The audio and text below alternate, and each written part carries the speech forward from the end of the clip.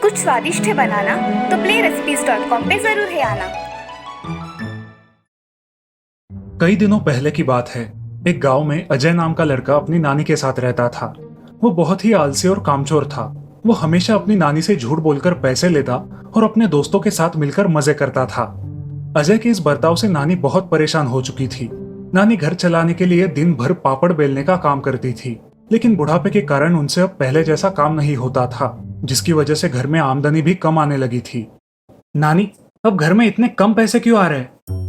अरे बेटा अजय, अब मुझसे पहले जैसा ज्यादा काम नहीं हो पाता, इसी की वजह से घर में पैसे कम आ रहे हैं। आज कुछ अलग खाने का मन कर रहा है नानी, आप मुझे पैसे दो, मैं बाजार से कुछ सामान ले आता हूँ। बेटा, मेरे पास 100 ही रुपए है, इसे जो चाहे वो लेकर आओ। सिर्फ 100 रुपए? नानी, इतने पैसे में आजकल कुछ नहीं आता, थोड़े और पैसे दो ना। भिक्षाम देहि माई। अरे महाराज, यहाँ पे हमें खाने के लिए कुछ नहीं है और आपको कहाँ से दे भिक्षा? बेटा, तुम इतने बड़े हो गए हो, लेकिन फिर भी अपनी नानी से पैसे लेते हो। तुम खुद कुछ काम क्यों नहीं करते? महाराज, मैं मेरा देख लूंगा, आप मुझे मत सिखाइए, चले जाइए यहाँ से। साधु क्रोधित होकर वहां से चले जाते हैं। नानी घर में अपना काम करने के लिए किचन में जाती है और रैक पे रखा हुआ चकला और बेलन निकालने के लिए अजय को आवाज देती है। बेटा जरा इधर आना, मेरा ये चकला और बेलन निकाल दो। क्या नानी, तुम्हें इतना भी काम नहीं आता? सब काम मुझसे ही करवाती हो। बेटा थोड़ी मदद कर दिया करो ना। अजय दादी को चकला और बेलन निकाल के देता है और चमत्कार होता है। नानी, ये क्या हो रहा है? क्या हुआ बेटा? ये बेलन तो हाथ से निकल ही नहीं रहा, अब क्या करूं? बेटा ऐसे करो, तुम नीचे बैठ जाओ, मैं देखती हूँ। बेलन फिर भी निकलता ही नहीं। बेटा तुम चकले पे बेलन रख के देखो।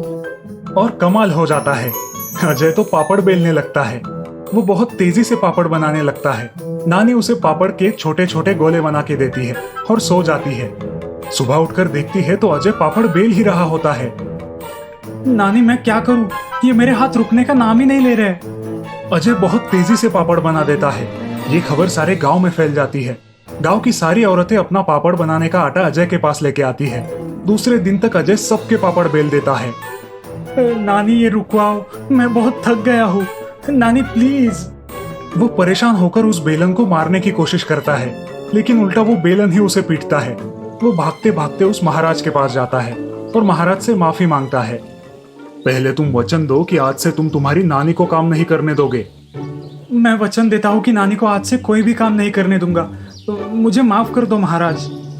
महाराज अपने कमंडलू से पानी अजय पर छिड़क कर उसे उस बेलन से छुड़वाते हैं और बस तभी से अजय बहुत ही अच्छा बर्ताव करने लगा। अब वो अपनी नानी को कोई भी काम नहीं करने देता था। वो खुद मेहनत करने लगा और नानी भी अजय में आए इस परिवर्तन से बहुत खुश थी। दोस्तों, ये कहानी जरूर काल्पनिक है, लेकिन हमें इस कहानी से ये सीख मिलती है कि हमें हमेशा अपने बुजुर्गों का आदर करना चाहिए और मेहनत करके उनके बुढ़ापे का सहारा बनना चाहिए।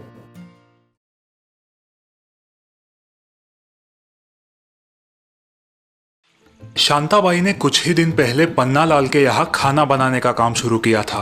पन्नालाल की प्रेग्नेंट बीवी माधुरी उससे बहुत अच्छा बर्ताव करती। उसे चाय नाश्ता और कभी कभी खाना भी खिलाती। शांताबाई पहले चाय पी लेना, काफी ठंड है। हाँ हाँ मैडम, पी लेती हूँ। और ये मेरा एक पुराना स्वेटर है, मैंने 2 ही बार इस्तेमाल किया है, तुम चाहो तो यूज कर सकती हो। पन्नालाल अपने सोने की पेढ़ी पे सुबह जल्दी चले जाते और उसके बाद शांताबाई उनके घर खाना बनाने आ जाती। शांताबाई के हाथ में स्वाद था। उसके काम से माधुरी भी खुश थी। अब धीरे धीरे शांताबाई ने माधुरी का विश्वास जीत लिया। शांताबाई, मैं जरा मंदिर हो आती हूँ, आप घर का ध्यान रखना। जी मैम साहब, आप टेंशन मत लीजिए। माधुरी अब हर रोज 1 घंटे के लिए मंदिर जाया करती थी और घर पर शांताबाई अकेली होती थी।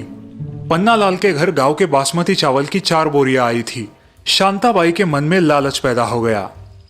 यहाँ खाने वाले सिर्फ 2 लोग हैं और इतना सारा चावल है। इसमें से 2 कटोरी चावल मैं निकाल लूँ तो किसी को पता भी नहीं चलेगा। शांताबाई ने बोरी से 2 कटोरी चावल निकालकर अपनी थैली में रख लिए और चावल की गोनी को फिर से सिला दिया। अरे वाह, आज घर वालों को पुलाव खिलाऊंगी। शांताबाई का लालच और हिम्मत दिन ब दिन बढ़ रही थी। कभी चावल तो कभी शक्कर, या कभी चाय पत्ती तो कभी आलू प्याज। पन्नालाल के घर से रोज कुछ न कुछ शांताबाई के घर पहुंच ही जाता। शांताबाई की तो चांदी हो गई थी। अरे वाह, अच्छी मछली लगी है तुम्हारे हाथ शांता, लेकिन ध्यान रखना नहीं तो फंस जाओगी। हाँ, तुम फिक्र मत करो, मेम साहब का पूरा विश्वास है मुझ पे। सही है, अब मुझे काम करने की कोई जरूरत नहीं। घर का सामान धीरे धीरे गायब होता रहा, लेकिन माधुरी को बिल्कुल भनक नहीं लगी। शांताबाई पर उसका विश्वास बरकरार था। और ऐसे ही एक दिन माधुरी की सास घर आ जाती है। प्रणाम माँ जी। अरे अरे बहू, झुको मत। कैसी है तुम्हारी तबीयत? वैसे ठीक है, लेकिन थकान सी रहती है। डरो मत, ऐसी हालत में कमजोरी आम बात है। अब मैं आई हूँ ना तुम्हारा ख्याल रखने। चलो एक सेल्फी लेते हैं। माधुरी सासू माँ से शांताबाई का परिचय कराती है। माँ जी, ये शांताबाई है, हमारे यहाँ रसोई और घर के छोटे मोटे काम संभालती है। मुझे बड़ा सहारा है इसका। अच्छा अच्छा, ठीक है। माधुरी की सांस बड़ी तेज थी और टेक्नो सावी भी। एक ही नजर में सामने वाले को भांप लेना उसकी खासियत थी। माधुरी जब मंदिर जाया करती थी तब सासू माँ जाप करने झूले पे बैठती, फिर हर 15 मिनट बाद रसोई में चक्कर लगाती।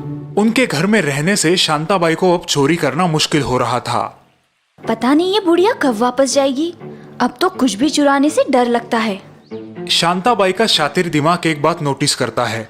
जब सासू माँ जाप करने झूले पर बैठती है तब झूले की आवाज आती है और जाप की एक चाकरी पूरे होने में कम से कम 10 मिनट लगते हैं। अच्छा, तो इसका मतलब ये बुढ़िया 10 मिनट तक यहाँ से हिलेगी नहीं। इतना समय मेरे लिए काफी है। अगले 2-3 दिन शांताबाई चीजें चुराने में सफल होती है और अपने आप पर खुश हो जाती है। चलती हूँ माँ जी, सब्जी फ्रिज में रख दी है। ठीक है। जैसे ही शांताबाई घर से निकलती है, उसके हाथ की फूली हुई थैली देख के सास की आंखें चमक जाती है। अरे, जब ये सुबह आई थी तब तो ये थैली फोल्ड करके लाई थी, और अब इतनी भरी हुई कैसे थी? अगले दिन शांताबाई काम पे आती है। शांताबाई, बहू मंदिर गई है और मैं जाप करने बैठ रही हूँ। फिर मैं प्रसाद बनाने रसोई में आ जाऊंगी। जी माँ जी। शांताबाई किचन में आती है। झूले की आवाज उसके कान पर पड़ रही है। वो अंदाजा लगाती है कि सासू माँ अब 10 मिनट तक वहाँ से नहीं उठेगी। अब ये बुढ़िया 10 मिनट तक यहाँ नहीं आएगी। मैं कुछ आलू और प्याज थैली में रख देती हूँ। काम खत्म होने के बाद शांताबाई घर निकलती है। माँ जी, मैं चलती हूँ। हाँ हाँ, आज क्या बना रही हो घर पे? आज पाव भाजी बनाने की सोच रही हूँ। अरे वाह, अच्छा है। तो कितने आलू और प्याज लिए हैं तुमने? हाँ? सासू का अचानक से आया सवाल सुन के शांताबाई चौंक जाती है, लेकिन बात को संभाल लेती है। जी लिए नहीं, अभी जाते जाते ले लूंगी। इसी दौरान माधुरी भी मंदिर से लौट आती है। लेकिन तुम्हारी थैली में तो ऑलरेडी प्याज और आलू है, जरा देखो तो। शांताबाई को अपनी चोरी पकड़े जाने का एहसास होता है और वो शर्मिंदा होती है। लेकिन आपको कैसे पता चला माँ जी? सास हंसते हुए माधुरी को अपने मोबाइल में रिकॉर्ड किया हुआ वीडियो दिखाती है। वीडियो में शांताबाई को आलू और प्याज थैली में रखते देख माधुरी चौंक जाती है। माँ जी, मुझे माफ कर दीजिए, गलती हो गई। लेकिन आप तो जाप कर रही थी ना, मुझे झूले की आवाज भी सुनाई दे रही थी, इसीलिए मैंने चोरी करने की हिम्मत की। शायद तुमने मेरे हाथों में जाप की माला की बजाय ये बहू की माला नहीं देखी। और झूले को एक बार धक्का दो तो अपने आप 5 मिनट झूलता रहता है। 5 मिनट रिकॉर्डिंग के लिए काफी है। और इस प्रकार लालची काम वाली शांताबाई को माधुरी के सास ने अच्छा सबक सिखाया। अब शांताबाई को उस एरिया में नया काम मिलने की कोई गुंजाइश नहीं थी। हे भगवान, ये मैंने क्या कर दिया? अपने ही पैरों पे कुल्हाड़ी मार ली। माँ जी, आज आपकी वजह से हमारा नुकसान टल गया। लेकिन बहू, तुम भी आगे से किसी पे भी आंख बंद करके विश्वास मत रखना। ये कलयुग है, याद रखना।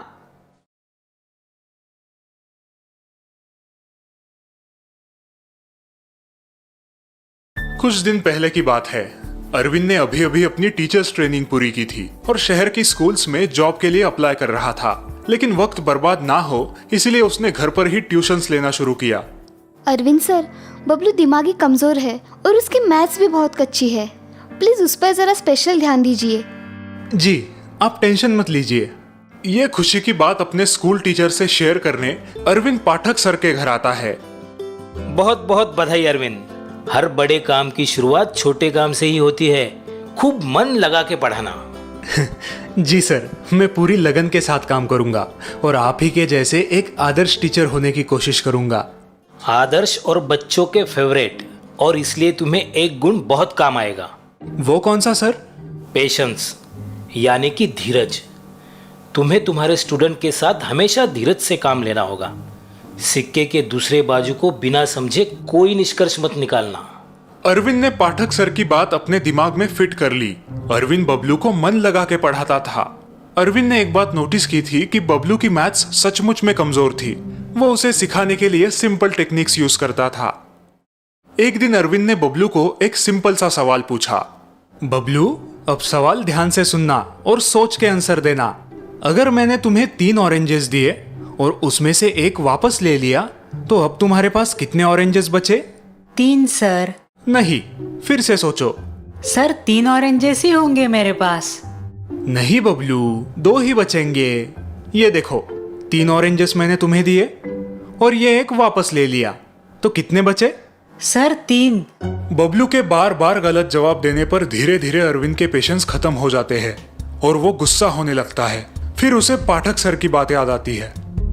तुम्हें तुम्हारे स्टूडेंट के साथ हमेशा धीरज से काम लेना होगा। अरविंद फिर से बबलू को प्यार से समझाने लगता है, लेकिन बबलू वही गलत जवाब देता है। ये लड़का इतना समझाने पर भी गलत ही जवाब दे रहा है और इतने कॉन्फिडेंस से। समझ नहीं आ रहा इसे कैसे एक्सप्लेन करूं। दिमाग का दही हो रहा है। अरविंद के बदले हुए आवाज से बबलू थोड़ा सहम जाता है। अरविंद उसे आखिरी बार वही सवाल पूछता है और बबलू डर डर के वही गलत जवाब देता है। बबलू, अब मैं तुम्हें आखिरी बार पूछ रहा हूँ, सही जवाब दो, वरना कल तुम्हें 1 से 100 बार लिख कर लाना पड़ेगा। सर लेकिन मैं राइट आंसर ही दे रहा हूँ। अच्छा, अब तुम मुझे मैथ्स पढ़ाओगे। ठीक है, बताओ कैसे तुम्हारे पास 3 ऑरेंजेस बचेंगे? तभी बबलू अपनी बैग में से एक ऑरेंज निकालकर सर को दिखाता है।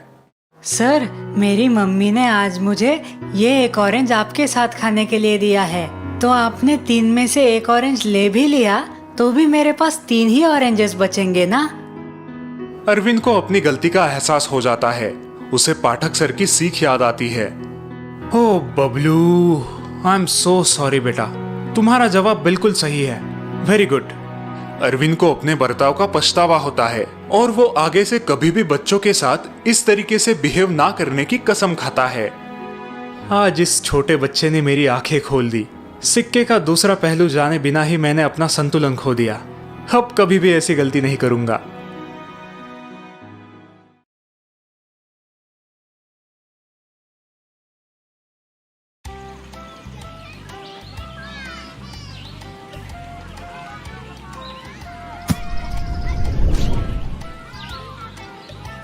बाय विशाल, कल मिलते हैं। हाँ हाँ, बाय रवि, बाय परेश। रवि चल यार निकलते हैं, मुझे मेरी मॉम के लिए गिफ्ट लेना है। क्यों? आंटी का बर्थडे तो मार्च में होता है ना? अरे कल मदर्स डे है ना। ओह सॉरी, मैं तो भूल ही गया था। तो अपनी माँ से नाराज है ना? रवि और परेश की बात उनके स्पोर्ट्स टीचर विक्रम ने सुनी है। वो दोनों के पास आते हैं। क्यों भाई, कौन किससे नाराज है? कहीं गर्लफ्रेंड वर्लफ्रेंड का चक्कर तो नहीं? नो सर, ऐसी कोई बात नहीं। वो दरअसल रवि अपने कजिन के घर शिफ्ट हुआ है ना। ओह, एनीथिंग सीरियस? नो सर, बस ऐसे ही। माँ के साथ मेरा झगड़ा हुआ था। बेवजह बहुत खरी खोटी सुनाई उन्होंने मुझे। बस तब से आंटी से ना मिलने की कसम खाई है इसने sir.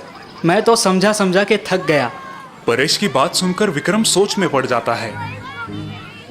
By the way Ravi, क्या आज मैं तुमसे गुरु दक्षिणा मांग सकता हूँ? हाँ सर, क्यों नहीं।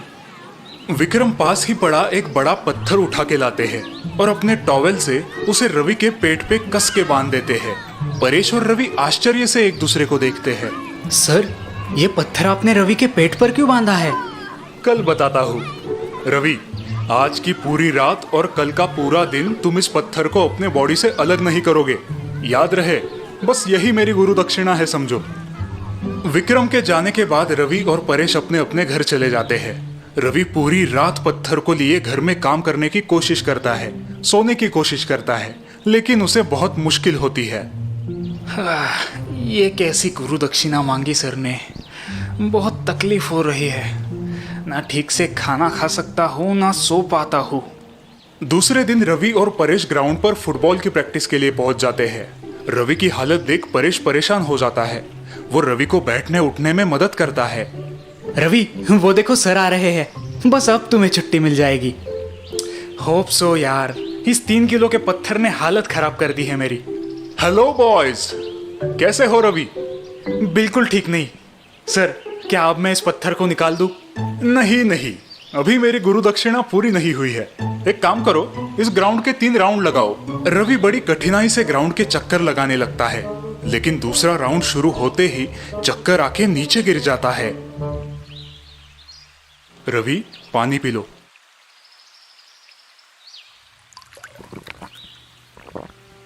ठीक हो ना अब? Yes sir. सर, ये सब आपने किस लिए किया? क्या मुझसे कोई गलती हुई है? हाँ, अपनी माँ को समझने में तुमने गलती की है। आप कहना क्या चाहते हैं सर?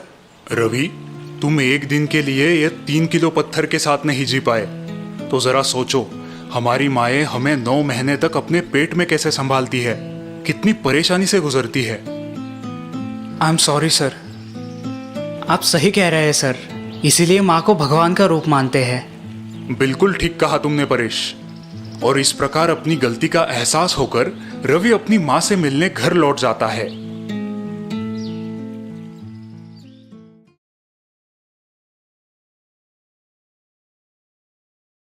एक गांव में मुंगेरी लाल अपने बेटे संजय के साथ रहता था। मुंगेरी लाल गरीबी की वजह से ज्यादा पढ़ लिख नहीं पाया था, लेकिन उसने अपने इकलौते बेटे संजय को अच्छी तालीम दी थी। बेटा, तुम पढ़ो लिखो, बहुत बड़े आदमी बनो, यही मेरी इच्छा है। गांव में मुंगेरी लाल की आम की छोटी बाग थी और उसी पे उसका उदर निर्वाह चलता था। बेटा, आज हमारे साथ बाग में चलो, आज बहुत काम है। क्या बाबा, मैंने कहा ना मुझे नहीं अच्छा लगता बाग में काम करना, इसीलिए आपने मुझे इतना पढ़ाया है क्या? लेकिन बेटा, ये तो हमारी अपनी बाग है, तो फिर काम करने में क्यों झिझकते हो? बाबा प्लीज, अब लेक्चर मत देना। मेरे दोस्त नुक्कड़ पे वेट कर रहे हैं और वैसे भी मुझे बड़ा बिजनेस करना है, ऐसे फालतू काम मुझे नहीं करने। मुंगेरी लाल को लगता था कि संजय को इसी आम के घरेलू व्यवसाय को बड़ा करना चाहिए, लेकिन संजय सिवाय बड़े बड़े सपने देखने के कुछ काम नहीं करता था। दिन भर गांव में दोस्तों के साथ मटर गश्ती करना, नुक्कड़ पे अड्डा जमा के वक्त बर्बाद करना, बड़े बड़े डिंगे हाँकना, यही उसका रूटीन बन गया था। आ गए रामगढ़ के बिजनेस टाइकून। टाटा बिरला के बाद हमारे संजय जी का ही नाम लिया जाएगा भाई। हाँ, वो तो है भाई लोग, इसीलिए बड़े बड़े सपने देखता हूँ यार, वो भी डे एंड नाइट। देखना तुम, एक दिन इसी गांव में आसमान छूती बड़ी हवेली होगी मेरी। संजय के गैर जिम्मेदार बर्ताव के कारण मुंगेरी लाल परेशान थे। 1000 बार समझाने के बाद भी संजय पर कोई असर नहीं हुआ था। काश आज संजय की माँ जिंदा होती, पता नहीं कब अपनी जिम्मेदारी समझेगा ये लड़का। इतने में मुंगेरी लाल के चचेरे भाई हरिमल घर आते हैं। उन्हें देखकर मुंगेरी लाल बेहद खुश होते हैं। कैसे हो छोटे, कितने साल बाद मिल रहा हूँ, चेहरा क्यों उतरा है तुम्हारा? कुछ नहीं भैया, ऐसे ही थोड़ी संजय की चिंता हो रही थी। मुंगेरी लाल से हरिलाल को संजय के गैर जिम्मेदार बर्ताव के बारे में पता चलता है और साथ ही साथ ये भी पता चलता है कि संजय को आम रस बहुत ही ज्यादा पसंद है।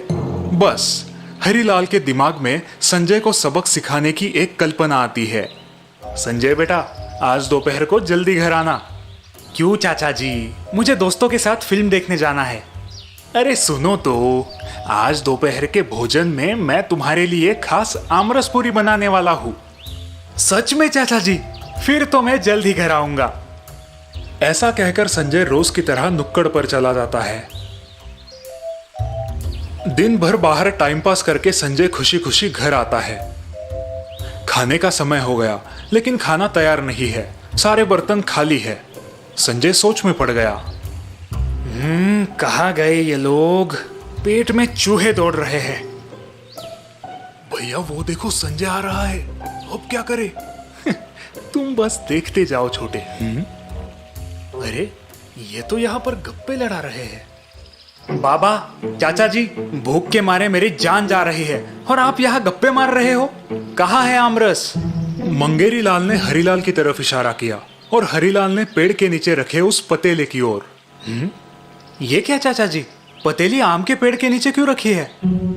अरे बेटा, आमरस पेड़ से टपकने की राह देख रहे हैं 4 घंटे से।